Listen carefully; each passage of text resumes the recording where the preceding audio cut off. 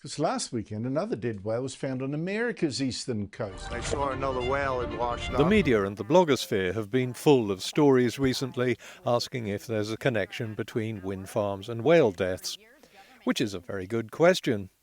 So, as always, I want to fact-check all these claims by tracking down their sources and answering some intriguing questions. Does sonic surveying for wind farms disturb or even kill whales? Is there a correlation between whale deaths and wind farm traffic? Is this an issue we should be concerned about in other countries that are thinking of building wind farms? We'll see what the science says, and of course we'll play Spot the Seinfeld reference. So let's start by finding out who's making these claims and listen to their evidence. For years, the government has insisted that the increase in whale deaths off the East Coast has no relationship to the wind industry's high-decibel pile driving and boat activity. For years, government agencies have claimed no relation between recent increases in whale deaths and the wind industry. Well, before we even start to see where these claims come from, the introductions themselves are misinformed. The people making a determination about the cause of whale deaths is not the government, but veterinarians, biologists and researchers. And more importantly, neither the government nor government agencies have ever said there's no connection between whale deaths and wind farms. The government agency responsible, which gets its information from scientific studies, simply says there's just no evidence of a connection. All they know is that around 40% of dead whales have either been struck by ship propellers or entangled in fishing lines. Anyway, now that we've corrected those claims, let's find out who they're introducing. Former gubernatorial candidate and best-selling author Michael Shellenberger. Okay, and who else? But now, according to friend of the show Michael Shellenberger, a new documentary will challenge that notion. Okay, but Michael Shellenberger isn't a marine biologist. He has no expertise in this field, and he's never done any research in whales, wind farm acoustics, or statistics. He's just someone who can go for a long time without blinking. Is there someone who can talk about this subject who's actually done any research? Is anyone here a marine biologist? Oh, this looks promising. The producer of that film, author, journalist and founder of Environmental Progress, Michael Shellenberger. Okay, fair point. It's not all wall-to-wall Michael Shellenberger. There are lots of other people concerned about the issue. But I'll look at this video because when I was trying to find news reports about the link between whale deaths and wind farms, Shellenberger's name kept popping up. And his video has been getting a lot of attention in certain sections of the media, and judging by the comments underneath, it's widely believed. According to the captions, his video either found a link between whale deaths and offshore wind farms, or it showed conclusively that the wind industry is behind the imminent extinction of North Atlantic right whales, which is quite a bold claim. So either Shellenberger has evidence that dozens of scientific studies have missed, or there's something he misunderstands or misrepresented. Let's take a look at his video. And when I walk outside my door, I am in the middle of nature. Yeah, all right. With all of the beauty and all of the quiet. Come on. And it's not reproducible. There's an awful lot of emotional imagery and music and feelings for much of the video, so let's skip through all of that and get to the video's premise, which is twofold. Firstly, that the noise of sonic surveys in the wind-lease areas may alter the feeding pattern of whales and exhaust them, or separate mothers from suckling calves. No evidence for that is presented, but it is an interesting hypothesis. The only real piece of evidence the video presents is that an increase in traffic in the wind farm areas, not sonic surveys, just more ships, correlates to the increase in whale deaths. But the whole purpose of fact-checking is to see if that's true. In the video, Rob Rand, an acoustic engineer, was taken out to a survey ship to measure the sound level. Yeah, I think they can see layers. They can see the top of the mud or whatever's down there, and then they can see down through it. They're getting peak readings of about 150 decibels or so. That's the peak reading, according to Rob Rand. The normal range, he shows us later, is between 83 and 94 decibels. So how noisy is that? You can't tell from a video because it's easy to boost the volume to whatever plays best for an audience. But it seems that at sea, Rob Rand could talk over the noise quite comfortably. Yeah, I think they can see layers. They can see the top of the mud or whatever's down there, and then they can see down. But back in the office, Lisa Linois, sorry if I'm mispronouncing that, has to cover her ears and shout to be heard, apparently.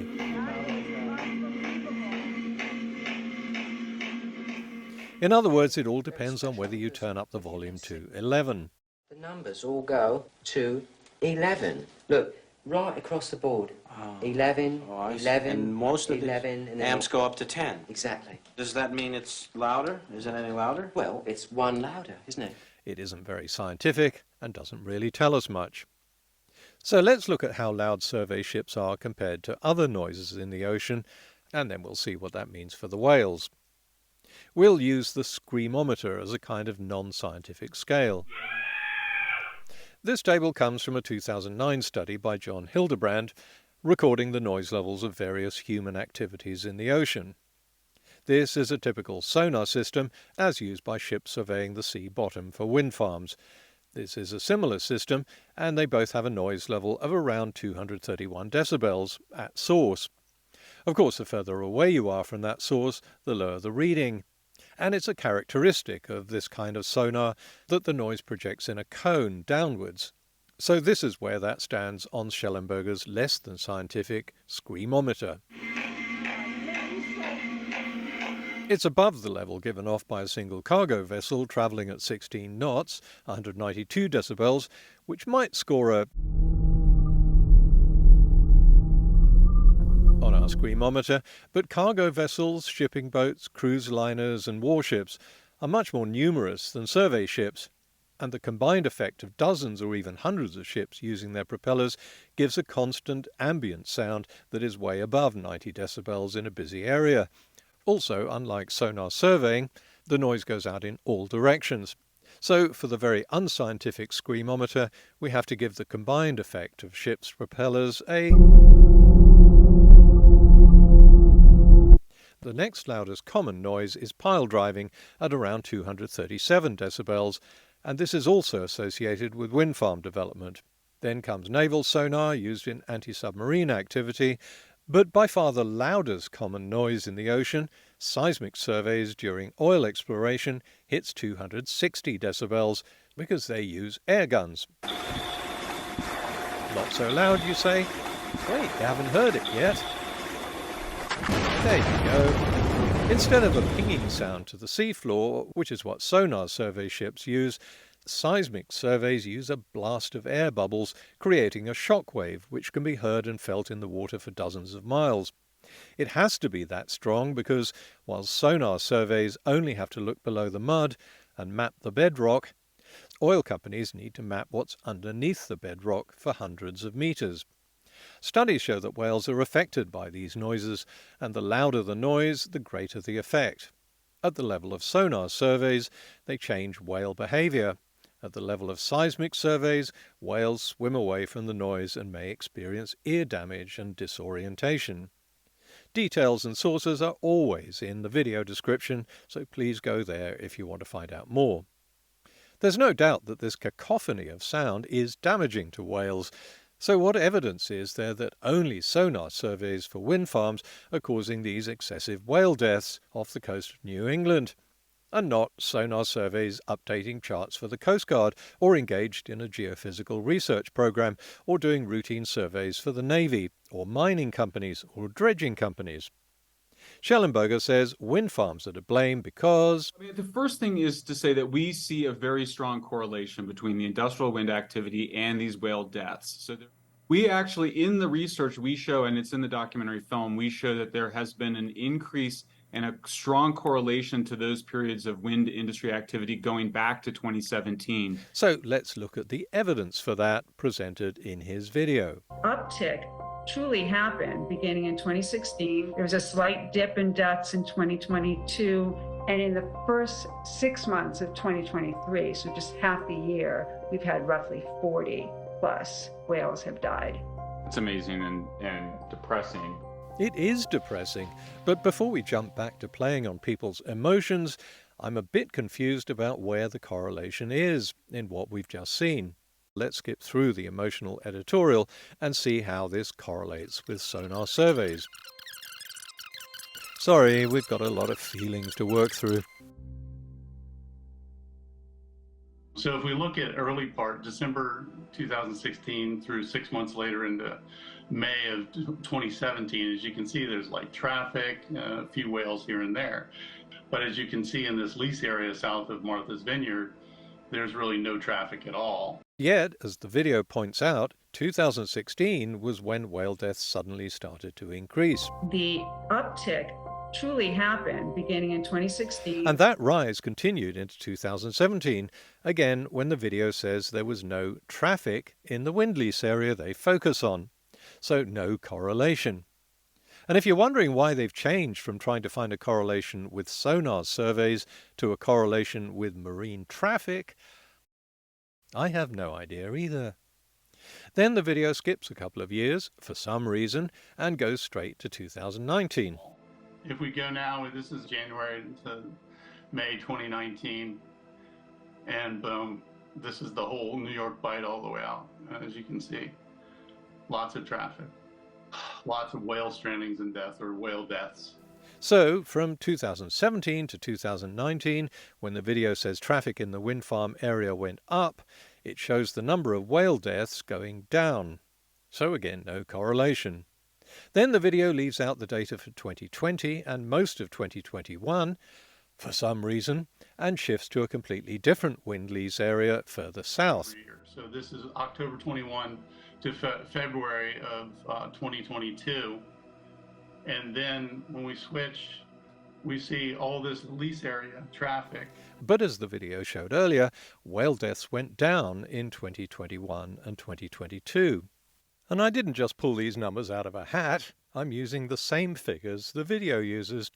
They don't tell us where they came from, of course, but it doesn't matter, because even if they're made up, they still don't show a correlation. Lots of traffic. Lots of whale strandings and deaths, or whale deaths. But having lots of one thing and lots of another thing isn't a correlation. There's lots of ice cream consumed in the world, and lots of people dress up as Santa Claus, but you'd be hard put to find a correlation between the two.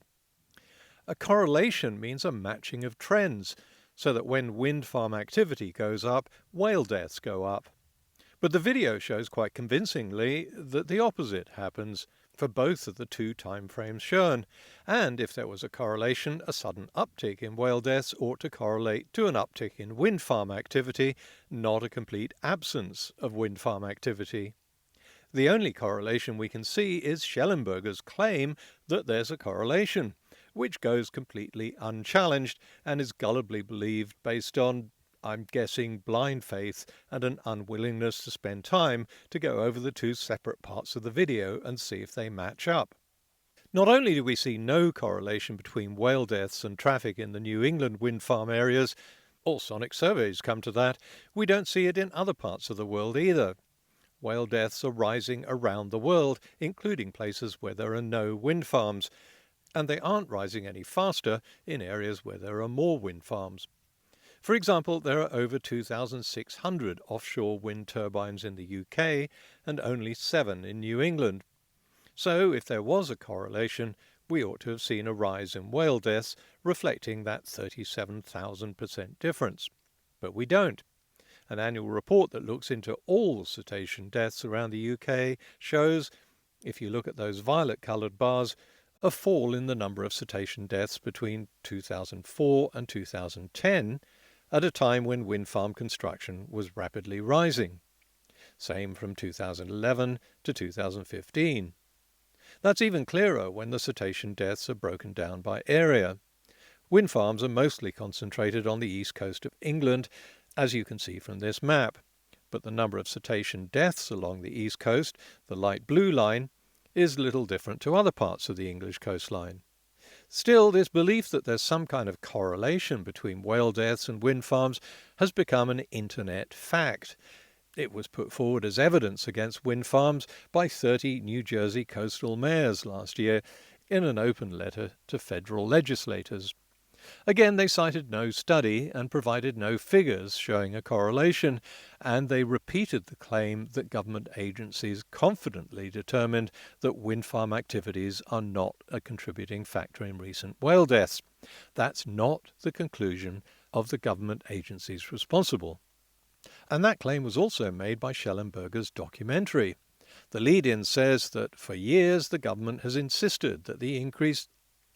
Hey, where have I heard this before? For years, the government has insisted that the increase in whale deaths off the East Coast has no relationship to the wind industry's high-decibel pile driving and boat activity. Yeah, why spend time researching and writing your own script when you can just copy it off an advertising plug from the people you're supposed to be questioning?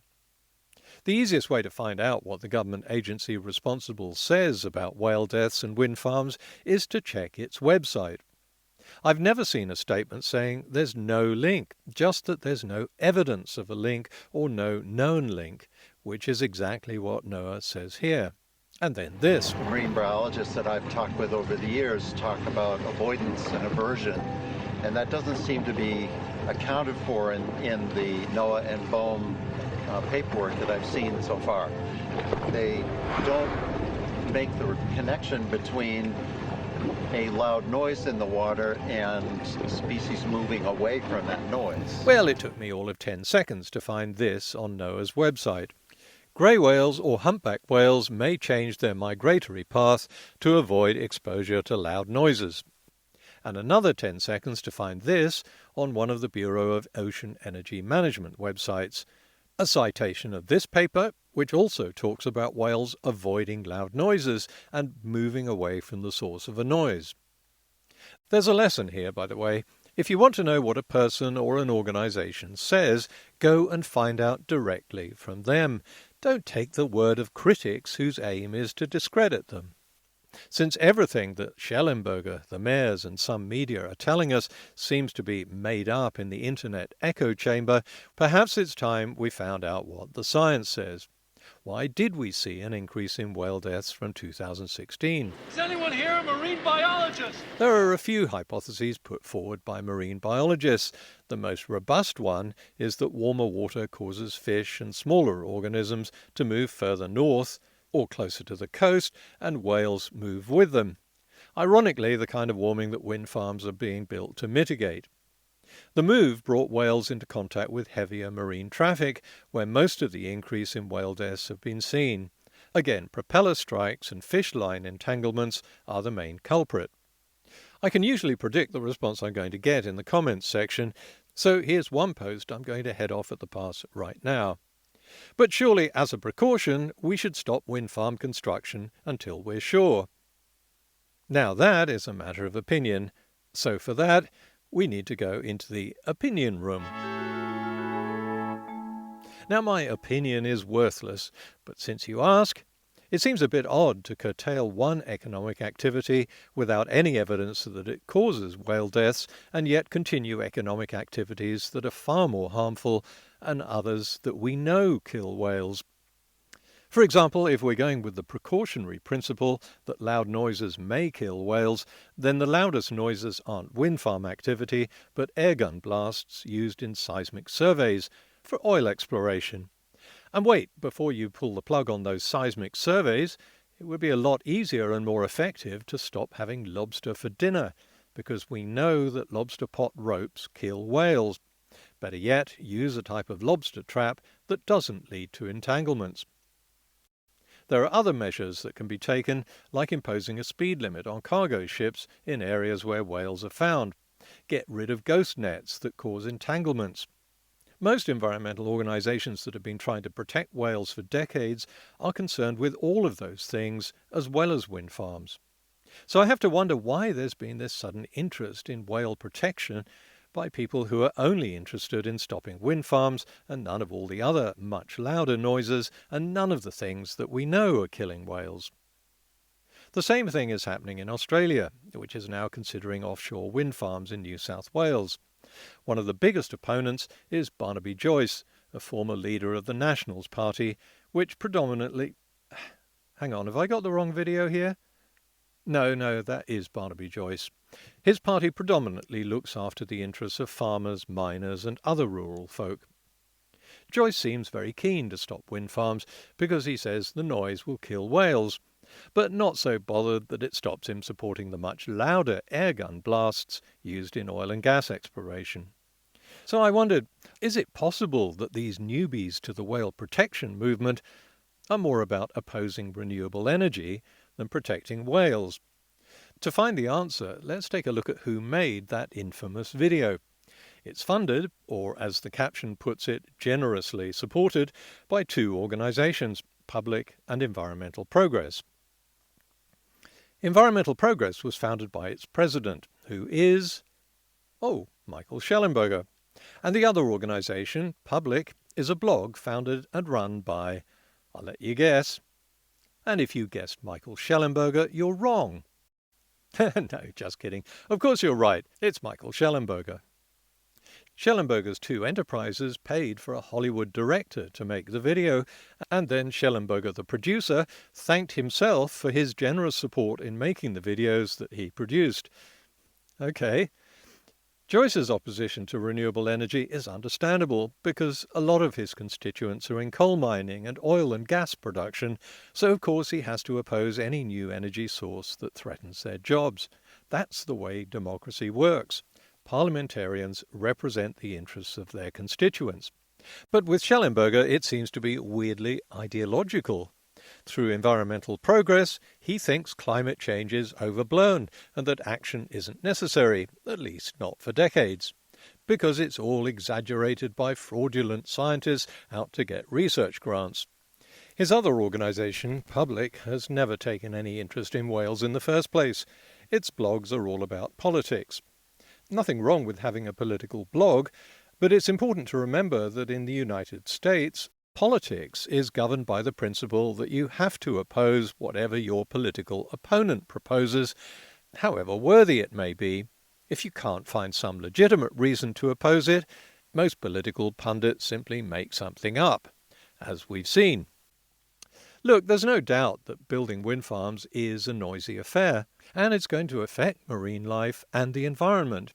Everything we do at sea affects marine life and the environment. Some things are avoidable and inexcusable. Other things are a trade-off between the environment and economics, the lifestyle we want to lead. We accept the need for cargo ships, even though they do kill whales, because world trade depends on it. Up until now, we've accepted the need for oil exploration, oil rigs, and inevitable oil spills, because our energy demands have depended on that. Just as we're going to have to depend more and more on wind power. Only extremists would say that we should ignore the environment totally in favour of our economic well-being, or ignore our economic well-being totally in favour of the environment. I think most people understand that we have to balance the two. The one positive thing I'd say about wind farms is that the environmental damage they do is balanced by the environmental benefits of fewer CO2 emissions. And that will mitigate ocean warming and ocean acidification, both of which are already hurting whale populations and are going to be far more damaging to whale populations in the future. One last thing. You don't need to send me money for these videos, but since people have asked if they can contribute, I would ask you to support a charity that's flourished in large part because of your generous donations. It gives healthcare to poor communities living on the edge of forests, and in return they pledge not to cut down trees, which they had routinely done in the past, mainly to pay expensive medical bills. I first came across this organisation when they won an environmental award in London, and the BBC sent me to Borneo to make a 30-minute programme about their work. I was so impressed that when people wanted to send me money, I said, please send it to Health in Harmony instead. Links are in the video description, but basically it works like this. A village which routinely used to fell protected areas of forest when someone in the family got sick, hand over their chainsaws and promise not to cut down any more trees. In return, a clinic is set up, staffed by young doctors from the city looking to gain experience. The villagers pay for their care with tree saplings, which even the poorest of them can afford. The saplings are planted by volunteers to restore areas of rainforest that were logged. And the carbon credits that Health in Harmony gets from this are used to pay the doctors and run the clinic. The model has been so successful that a scientific paper has been written about it. I'm pleased to announce the latest figures for your generous donations are close to $360,000. This money has allowed Health in Harmony to expand from its beginnings in Indonesia to start up in Madagascar and then Brazil and now into Papua New Guinea. So a huge thank you to everyone who's donated, and especially to those who've set up recurring donations, which is a great help to the charity's projections of future income. Every time I don't feel like opening up the computer and slogging through the research for my latest video, I remind myself that if I don't get the next video out, Health in Harmony won't get its money, and that could be a life or death decision, either for a magnificent tree or for a child. I'm doing my bit, so please, if you watch the videos, and even if you hate them, you're still watching them, so I'd really appreciate a continuance of your generous support. Thanks, everyone.